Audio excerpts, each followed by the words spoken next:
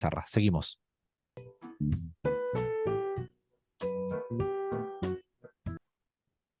Qué vuelta al mundo que estamos dando. A mí me encanta. Yo cada día estoy más contento. No sé si os pasaba, no sé, yo voy a confesar algo. Yo de pequeño, muy pequeño, bueno, no tan pequeño, pero sí, ya era muy pequeño, muy pueblito. Me escapaba a un sitio, a un centro de viejos que leían el diario y me iba allá y siempre leía el diario. Pero ¿sabes qué hacía? Siempre empezaba a leer el diario por la parte internacional. No sabía ni dónde quedaba, por ejemplo, Afganistán o Pakistán. No sabía ni dónde quedaba muy bien Bolivia ni Ecuador, pero todas las mañanitas del verano, sobre todo, me la pasaba leyendo ahí entre viejos que iban hablando de lo que fuere, de la política local y del deporte, y yo allí metido sin saber dónde quedaba Cachemira, ni dónde quedaba, no sé, Dakar, ni dónde quedaba Sucre, ¿no? De chiquitito, yo creo que eso venía de muy pequeño, las ganas de, yo creo que por culpa de mi padre, que se ponía a contarme historias de cualquier lugar del mundo, y aquí estamos, haciendo la vuelta al mundo en materia internacional. Y hoy vamos a dar una vuelta al mundo tan especial que también vamos a hablar de la Argentina. ¿Y cómo no vamos a hablar de la Argentina? Pero que se creen? ¿Que no vamos a hablar de la Argentina? Mira, le tengo que decir a toda la audiencia de La Pizarra, aquí en Radio 10 ahora mismo, en Radio Pichincha en el Ecuador, en Patria Nueva en Bolivia, en Canal Red en España, en Altavoz Radio o Radio Sonora en México, en Sin Antena en Paraguay, que Bahía Luna se acaba de tapar la cara diciendo, por favor, no Me puedo, no tengo vaya. que ir, me tengo que ir. No, espérate un Justamente, segundito. Un momento en este, no te puedes ir en este instante, no huyas. Argentina, ¿qué? Pero estábamos hablando de los países que tienen elecciones, hablamos de Ecuador, viene Guatemala, ¿por qué no hablar de Guatemala, no? Me Hablar, parece muy importante. me gustaría hablar del Fondo Monetario Internacional porque siguen jodiendo. ¿Y de qué manera siguen jodiendo? Hemos presentado y lo podemos pasar ahora en las redes de La Pizarra. Observen cómo evoluciona el tipo de cambio, la tasa de inflación, la tasa de interés y el salario promedio desde que se renueva el acuerdo con el Fondo Monetario Internacional. O sea, datos absolutamente contundentes. Y el FMI sigue jodiendo porque el FMI le ha dicho, te voy a prestar, pero quizás te presto un poquito más tarde de lo que lo necesita para pagar el anterior préstamo también con el Fondo Monetario Internacional por culpa de Macri. Es decir, van a seguir queriendo participar en las elecciones. Hay que recordar que estas elecciones en la Argentina se da en el marco de una democracia asediada por dos grandes actores, el Fondo Monetario Internacional y el Poder Judicial.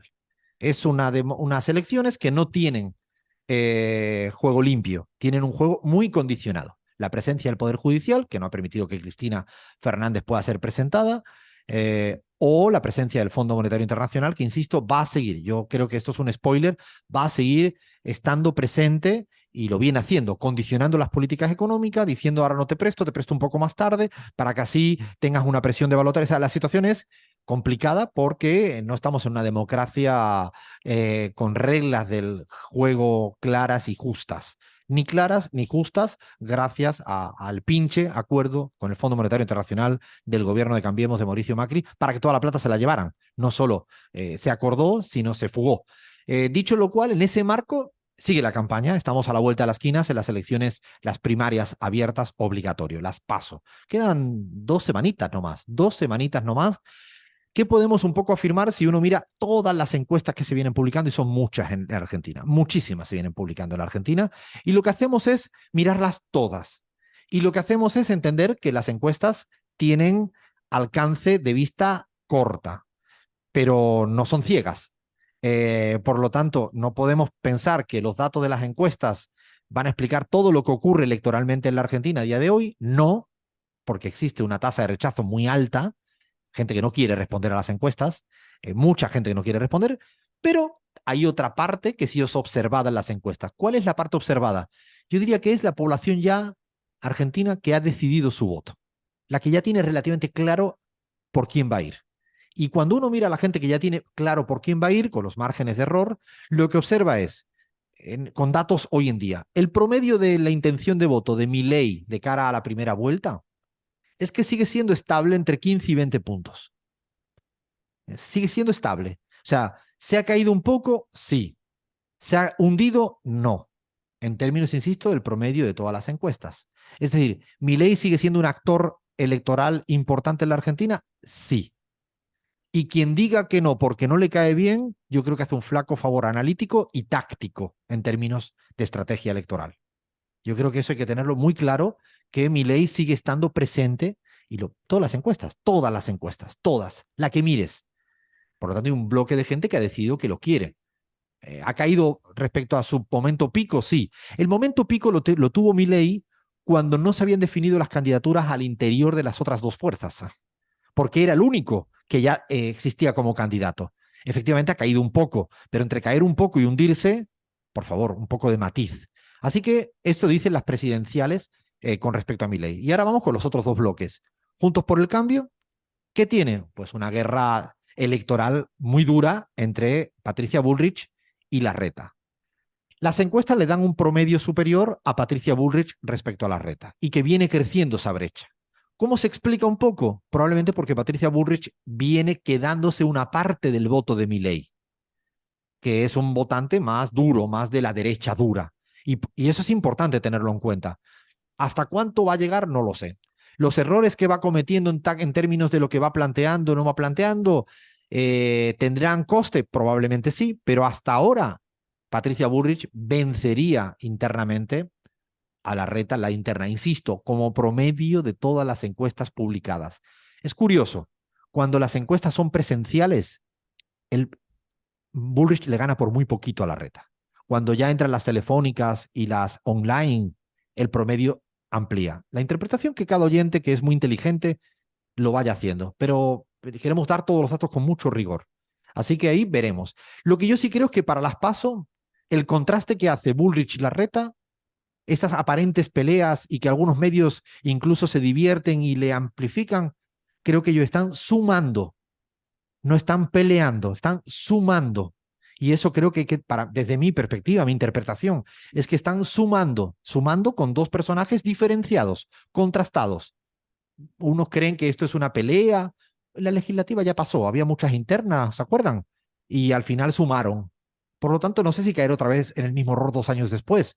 Desde mi perspectiva, creo que están sumando. Y en el otro bloque, en Unión por la Patria, parece que ya se han dado cuenta que existe una candidatura encabezada por Juan Grabois que también puede llegar a sumar y a complementar y a captar un voto de gente desencantada que no está queriendo votar a Sergio Massa. Y esta gente que votó en el 19 al Frente de Todos, que son mayoritariamente kirchneristas y que no por una u otra razón ideológica o lo que fuese, no están entusiasmados con Sergio Massa, Juan Grabois le presenta otra alternativa ideológica complementaria de sumar. Y de hecho creemos que en los promedios, y digo los promedios de todas las encuestas, Sergio Massa tiene entre 23 y 24 puntos. Grabois entre 5 y 6. Si no, si puede seguir creciendo Grabois, sumarán, porque estamos en las primarias. O sea, todo lo que lleven los dos sumarán, porque además tanto uno como otro se han comprometido a seguir estando juntos en la primera vuelta. Repito, Sergio Massa como promedio tiene entre 23 y 24 puntos y Grabois tiene entre 5 y 6 puntos. Estamos hablando siempre de voto sobre padrón electoral, no sobre voto válido. Digo para que después digan, no, es que Alfredo dijo, no, no.